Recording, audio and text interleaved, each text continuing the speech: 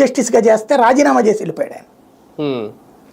అంటే ఇక్కడ తప్పు చేసిన వాళ్ళు మనల్ని డిసైడ్ చేస్తారా న్యాయాన్ని, కాబట్టి మమ్మల్ని మేము నియమించుకుంటామని చెప్పింది. ఈ నియమించుకునే కోణంలో కొన్ని లోపాలు వస్తే ప్రభుత్వానికి అవకాశం ఇచ్చింది, మా లోపాలేంటో చూపెట్టండి అని చెప్పి. చూపెడుతున్నప్పుడు ఆగిన సందర్భాలు ఉన్నాయి. ఆ మధ్యన ఒక న్యాయమూర్తికి సంబంధించిన కొడుకుని వీళ్ళు ఓకే చేశారు. చేస్తే కేంద్ర ప్రభుత్వం అందుకు అంగీకరించాల. వాళ్ళ ఇంటెలిజెన్స్ రిపోర్ట్లో ఆయన హోమోసెక్సువల్ అని తేలింది.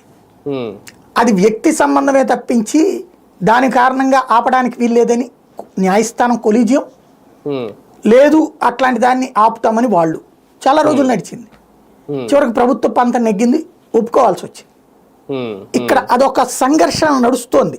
అంటే సైద్ధాంతిక సంఘర్షణ ఇది, లేదా రాజ్యాంగపరమైన వ్యవస్థల మధ్యన నిర్మాణాత్మకమైన సంఘర్షణ జరుగుతోంది. ఇది డెమోక్రసీకి మంచిదే, మంచిది. ఏది రైట్ ఏది రాంగ్ అనేది ప్రజలు చర్చించుకోవడం. అట్లాగే తీర్పులలో కూడా ఫ్రమ్ ద బిగినింగ్ న్యాయ వ్యవస్థ చెప్పేది ఏంటంటే తీర్పు మీద చర్చించు, నువ్వు తీర్పు మీద చర్చించు, తీర్పులోని అంశం మీద కూడా చర్చించు, కానీ దూషించక ద్వేషించక, ఇది చెప్పేది వాళ్ళు. అది ఇప్పుడు మరొకసారి ఎక్స్ప్లెయిన్ చేశారంతే.